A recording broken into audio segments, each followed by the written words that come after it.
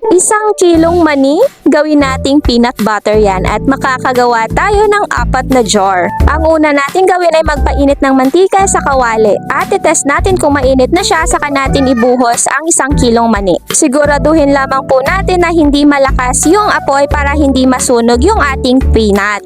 At syempre lagi natin siyang haluin dahil sinabi ko nga madali siyang masunog. At kapag ganyang nag-color brown na siya ay hahanguin na natin kasi pag hindi natin hanguin baka masunog pa siya dahil continuous pa din yung init ng mantika kahit na hindi na siya nakasalang sa apoy. Sinalin ko nga sa malaking lagayan yung peanut dahil nilagyan ko na siya ng sugar. At hinalo ko lang po ito ng maigi.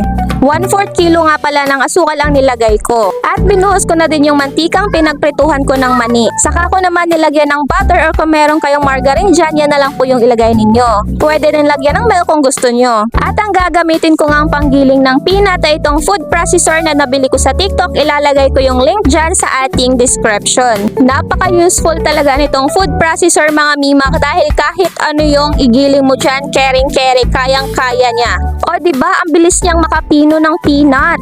Napakadali lang pala talaga gumawa ng peanut butter, no? Makakatipid ka na, makakasiguro ka pang malinis yung peanut butter na kakainin mo. Talagang napakadali lang gawin, as easy as 1, 2, 3. Yung nagastos ko nga dito ay mga nasa 250 pesos lang. Tapos nakagawa ako ng 4 jars mga mi. Kung bibili ka sa tindahan, mga nasa 150 pesos isang jar nito. Napakalaki talaga ng natipid ko. Thank you for watching!